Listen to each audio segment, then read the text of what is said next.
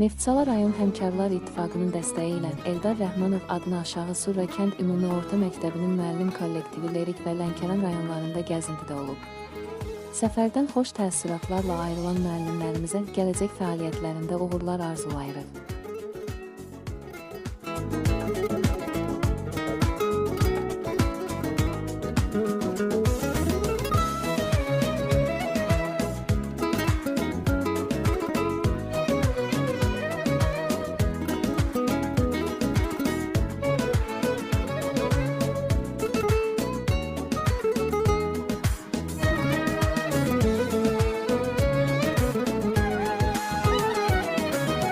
Gözlerin nur kimi, sellerini yakıdar.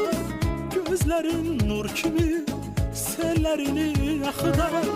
Yersiz umut küsü, dağlar boyda dağım var. Dağlar boyda dağım var. Gözlerin nur kimi, sellerini yakıdar. Gözlerin nur kimi, sellerini yakıdar. Yersiz umut küsü, dağlar boyda dağım var. Dağlar boyda dağım var. Yüreğe yüre verem, tellerini dağılar, tellerini dağılar. Yüreğe yüre verem, tellerini dağılar, tellerini dağılar. İndi menden küskün, indi menden küskün. Yersiz umut küskün, dağlar boyda dağım var. İndi menden küskün, indi menden küskün. Yersiz umut küskün, dağlar boyda dağım var. Dağlar boyda dağım var. Can sağlığı arzulayırıq. Başta Ağsaqqal qardaşımız İsrail müəllim olmağına, kollektivimizin rəhbəri Rauf müəllim olmağına, hamısına can sağlığı arzulayırıq. Doğrudan gözəl mehriban kollektivimiz var. Bəli.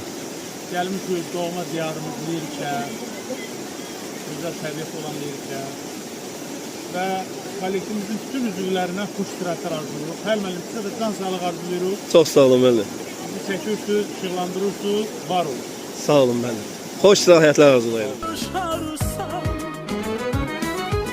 Gördüğüm yuxuları kızlara danışarsan, kızlara danışarsan.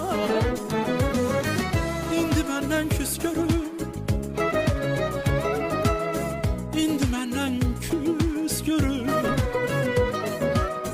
Yersiz umut küskürüm, dağlar boyda dağım var.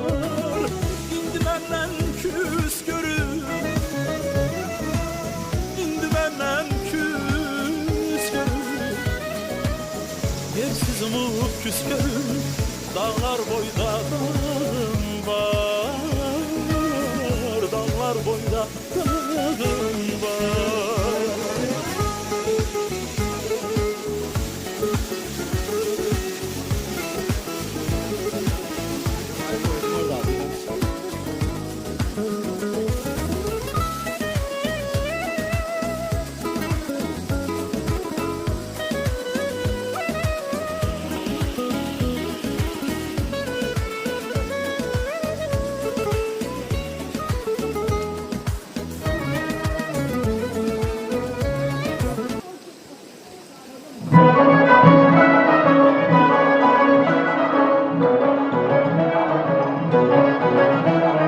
Kimin ağrıyır canı,